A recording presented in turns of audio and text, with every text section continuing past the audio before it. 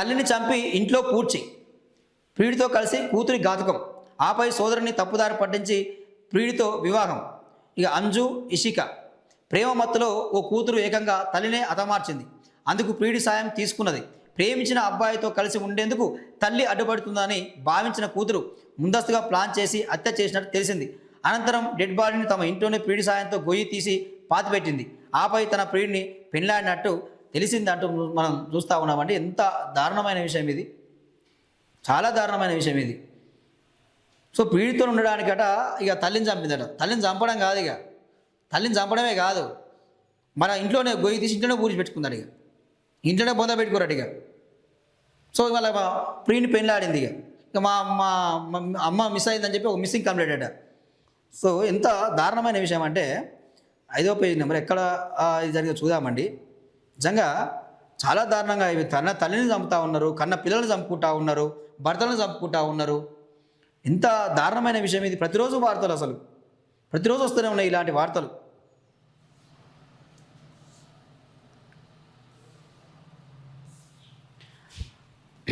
ఇంకో తల్లి అంజు అట, ఇంకో నిందితురాలు రిషిక కూతురేమ.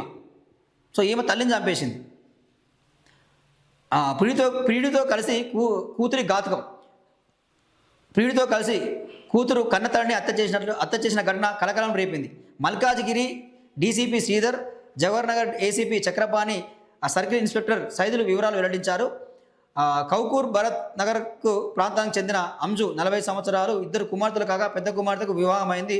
చిన్న కుమార్తె ఇషికాతో కలిసి అంజు ఉంటుంది. ఇషిక ఇంటర్ చదువుతున్న సమయంలో బీగార్కు చెందిన డ్రైవర్ మోంటీ సింగ్తో ప్రేమలో పడింది. ఈ విషయం తల్లికి తెలియడంతో మైనర్ను వేధిస్తున్నాడని అక్టోబర్ 2024 జవహర్నగర్ పోలీస్ స్టేషన్లో, 2025 బొల్లారం పోలీస్ స్టేషన్లో మోంటీ సింగ్ అలియాస్ రాజ్పై పోక్సో లైంగిక దాడి కేసులు నమోదయ్యాయి. జైలు నుంచి బయటకు వచ్చిన మోంటీ సింగ్ ప్రవర్తనలో మార్పు రాలేదు. తల్లిని చంపితేనే ప్రియుడు దక్కుతాడనే భ్రమలో పైన కూతురు ఇషిక ప్రియుడు మోంటీ సింగ్తో కలిసి స్కెచ్ వేసింది. 2025 మే 12న అదను కోసం చూసి అంజు ఇంట్లోకి రాగానే ప్రియుడితో కలిసి కత్తితో బలంగా ఛాతిలో పొడిచి ఊపిరాడకుండా చేసి దారుణంగా చంపేశారు. ఎవరికి అనుమానం కలగకుండా మృతదేహాన్ని ఇంట్లోనే పాతి పెట్టారు. ఎలుకల కారణంగా ఫ్లోర్ మరమ్మతులు చేశామని అక్క రోహిణిని తప్పుదో పట్టించారు.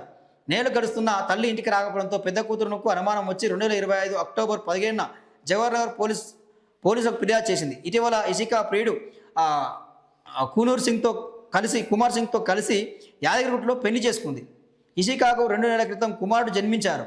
విచారణలో భాగంగా పోలీసులకు అనుమానం వచ్చి ఇషిక మోంటీ సింగ్లను విచారించగా నేరాన్ని ఒప్పుకున్నారు. బుధవారం కౌకూర్ భరత్ నగర్లోని అంజు ఇంటిని పోలీసులు పరిశీలించారు. గదిలో పాతిపెట్టిన మృతదేహాన్ని వైద్యుల సమక్షంలో బయటకు తీశారు. నిందితుల నుంచి కత్తిని స్వాధీనం చేసుకున్నారు. నిందితులను అరెస్టు చేసిన పోలీసులు బుధవారం రిమాండ్ తరలించారు. అదృశ్యం కేసులో చాకచక్యంగా వ్యవహరించి కేసును చేయించిన జవహర్నగర్ ఎస్ఐలను ఉన్నతాధికారులు అభినందించారంటూ మనం చూస్తున్నామండి. ఇక వీళ్ళు మళ్ళీ ఏం తెలియనట్టు కేసు పెట్టారట, మా అమ్మ తప్పిపోయింది, మిస్సింగ్ అయిందని చెప్పి. సో వాస్తవం దారుణాలు చాలా జరుగుతున్నాయి. ఇట్లా ఇక ప్రేమ మత్తులో పడి, ఇల్లీగల్ ఎఫర్లో పడి తల్లిదండ్రులను చంపుకుంటా ఉన్నారు, కన్న బిడ్డలను చంపుకుంటా ఉన్నారు, భర్తలను చంపుకుంటా ఉన్నారు, భార్యను చంపుకుంటా ఉన్నారు. సో ఇది ఈరోజు వాస్తవానికి ఇది ఒక ట్రెండింగ్ న్యూస్ అయిపోయింది. చాలా దారుణమైన విషయం ఇది. మర్డర్ చేసేస్తూ ఉన్నారు.